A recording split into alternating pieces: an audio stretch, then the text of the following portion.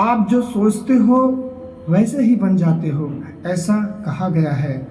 आप और आपके पूरे परिवार में सुख, संपत्ति, शांति और अंधविश्वासों से दूर किया जा सकता है। और आपके परिवार की नीतियों को अच्छी तरह से समझने के लिए और आपको अपने परिवार को सुख रखने के लिए इस विचारधाराओं में आप लीन ना हो जाए, इससे पहले आप चैनल पर नए हैं तो चैनल को सब्सक्राइब कर लीजिएगा, लाइक कीजिए। तो चलिए यह विचारधारा क्या कहता है इसके बारे में जानते हैं। बुरे का चिंतन छोड़कर सदा शुभ चिंतन में ही रत रहना चाहिए। बुरे विचार मन की शक्ति का नाश कर डालते हैं। जीवन लोग के परस्पर संबंधों पर विचार करो, स्वजनों का मोह छोड़ो, क्योंकि उनकी चिंता से मन की शांति नष्ट होती है। इस दुख में संसार में अपना मन आसक्त न रखो। काल छिपे हुए बाघ के समान विश्वासी पर झपटता है। संसार में कोई भी मृत्यु से ना बचा है ना बचेगा। जैसे रोग को दूर करने के लिए औषध का सेवन किया जाता है, वैसे ही बुरे विचारों से बचने के लिए अच्छे भाव का चिंतन करना चाहिए। जिस प्रकार बादल एकत्रित होकर फिर अलग हो जाते हैं, उसी प्रकार प्राणियों का संयोग और वियोग, ऐसा मैं समझता हूँ। आत्मवान संयमी पुरुषों को न तो विषयों में आसक्ति होती है और न वे विषयों के प्रति युक्ति करते हैं। जिसने अपने को जीत लिया उसी को प्रवर्जित होना उचित है, न कि चंचल आत्मा। अजितेंद्रिय व्यक्ति का अधिक धन संपत्ति होने पर भी जो असंतुष्ट रहता है वह सदा निर्धन है। धन से रहित होने पर भी जो संतुष्ट है वह सदा धनी है। ना तो आयु प्रमाण है न वंश। संसार में कोई भी कहीं भी श्रेष्ठता प्राप्त कर सकता है। यदि मनुष्य को पता चल जाए कि ईर्ष्या का फल कैसा होता है तो वह निश्चय ही राजा शिव के समान अपने अंग काट कर दे देगा। जो व्यक्ति क्रोधी है, बैर है, रखने वाला है, नफरत करने वाला है, मिथ्या दृष्टि वाला और मायावी है, उसे नीच समझा जाएगा।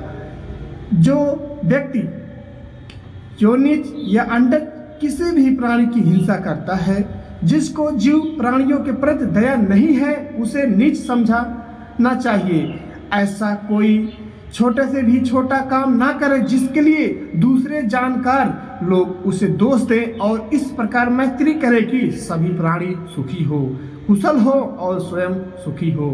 जैसे तुम्हारा कुम्हार द्वारा बनाए मिट्टी के बर्तन सभी टूट जाने वाले हैं, ऐसे ही प्राणियों का जीवन है।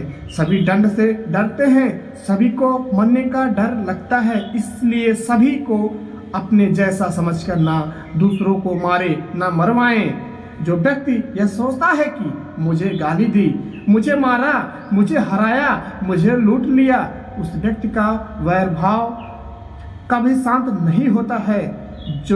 लेकिन जो व्यक्ति इस तरह नहीं सोचता है कि ना विचार करता है, उसका मन शांत होता है।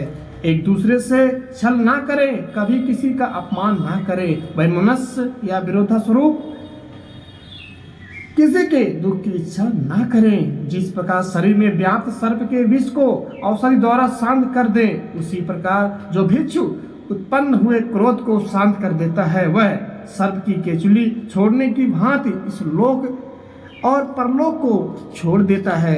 जिस प्रकार तालाब में प्रवेश कर कमल के पुष्प को तोड़ जाते हैं, उसी प्रकार जो भिक्षु उत्पन्न हुए संपूर्ण राग को नष्ट कर देता है, वह सर्प की केचुली छोड़ने की भांति इस लोक और परलोक को छोड़ देता है। जिस प्रकार तेज बहने वाली नदी को सुखा दे, उसी प्रकार जो भिक्षु उत्पन्न हुए अभिमान को नष्ट कर देता है, वह सर्प की केचुली छोड़ने की भांति इस लोक और परलोक को छोड़ देता है। जिस प्रकार बहुत ही कमजोर नरकट के पुल को बड़ी बाढ़ बहा ले जाए, उसी प्रकार जो भिक्षु संसार में किसी प्रकार के सार को नहीं प्राप्त कर पाया है, वह सर्प की केचुली छोड़ने की भांति इस लोक और परलोक को छोड़ देता है। जहाँ मन हिंसा से मुड़ता है वहाँ दुख अवश्य ही शांत हो जाता है। अपनी प्राण रक्षा के लिए भी जानबूझकर किसी प्राणी का वध ना करे। मनुष्य यह विचार किया करता है कि मुझे जीने की इच्छा है, मरने की इच्छा नहीं, सुख की इच्छा है, दुख की नहीं। यदि मैं अपनी ही तरह सुख की इच्छा करने वाले प्राणी को मार डालूं तो क्या यह बात उसे अच्छी लगेगी? इसलिए मनुष्य को प्राणी घात से स्वयं तो वितरित हो ही जाना चाहिए, उसे दूसरों को भी हिंसा से विरत कराने का प्रयत्न कराना चाहिए। वैरियों के प्रति वैर रहित होकर हम कैसा आनंदमय जीवन बिता रहे हैं, वैसे वैरी मनुष्य के बीच अवैवैरी होकर विहार कर रहे हैं।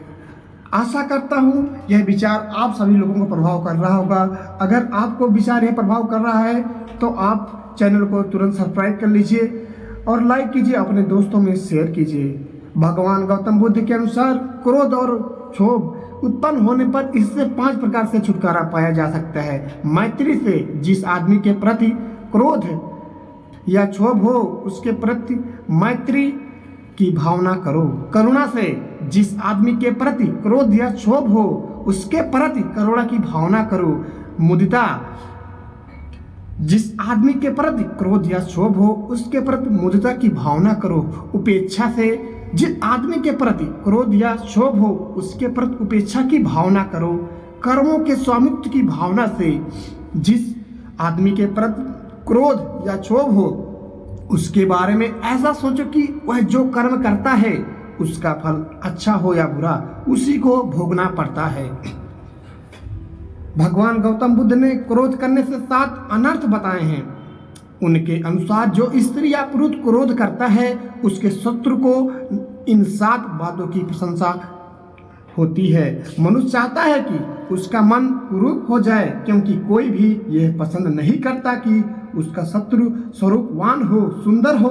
जब उसे क्रोध आता है तो भले ही उसने मल कर स्नान किया हो, सुगंध लगाई हो, बाल और दाढ़ी ठीक ढंग से बनाई हो, उसके कपड़े स्वच्छ हो, फिर भी वह कुरूप लगता है, क्योंकि उसकी आंखों में क्रोध भरा हुआ है। इससे उसके शत्रु को प्रसन्नता होती है। मनुष्य चाहता है कि उसका शत्रु पीड़ा पाए, क्योंकि कोई आदमी यह पसंद नहीं करता कि उसका शत्रु आराम से रहे। जब उसे क्रोध आता है तो भले ही वह बढ़िया बिस्तर पर पड़ा हो, बढ़िया कंबल उसके पास हो, मृग चर्म ओढ़े हो, सिर और पैर के नीचे बढ़िया तकिए लगे हो, फिर भी वह पीड़ा का अनुभव करता है, क्योंकि उसकी आंखों में क्रोध भरा हुआ है। इससे उसके शत्रु को प्रसन्नता होती है। मनुष्य चाहता है कि उसका शत्रु संपन्न ना रहे, क्योंकि अपने शत्रु की संपन्नता किसी को अच्छी नहीं लगती। मनुष्य जब क्रोध का शिकार होता है तब वह बुरे को अच्छे और अच्छे को बुरा समझता है। इस तरह करते रहने से उसे हानि और कष्ट भोगना पड़ता है। उसकी संपन्नता जाती रहती है, इससे उसके शत्रु को प्रसन्नता होती है। मनुष्य चाहता है कि उसका शत्रु धनवान ना हो, क्योंकि कोई यह पसंद नहीं करता कि उसका शत्रु पैसे वाला हो। जब उसे क्रोध आता है तो भले ही उसने अपने श्रम से संपत्ति जुटाई हो, अपनी भुजाओं से अपने श्रम के बल पर पसीने से ईमानदारी से पैसा इकट्ठा किया हो, वह गलत काम करने लगता है, जिससे उसे जुर्माना आदि करना पड़ता है। उसकी संपत्ति नष्ट हो जाती है, इससे उसके शत्रु को प्रसन्नता नहीं होती, इससे उसके शत्रु को प्रसन्नता होती है। मनुष्य चाहता है कि उसके शत्रु की नामोरी ना हो, क्योंकि कोई आदमी यह पसंद नहीं करता कि उसके शत्रु की ख्याति हो। जब उसे क्रोध आता है तो पहले उसने भले ही अपने अच्छे कामों से नामोरी प्राप्त ही की हो, अब लोग कहने लगते हैं कि यह तो बड़ा क्रोधी है, उसका नामोरी मिट जाती है, इससे उसके शत्रु को प्रसन्नता होती है। तो यह कहानी, यह वीडियो में विचारधाराएं आप सभी लोगों को कैसे लगी? आशा करता हूँ आप लोग जरूर से प्रभावित हुए होंगे।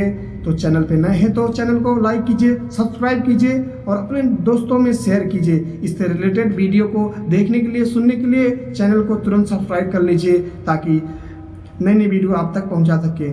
मिलते हैं अगली वीडियो में, तब तक के लिए नमो बुद्धाय, जय हिंद।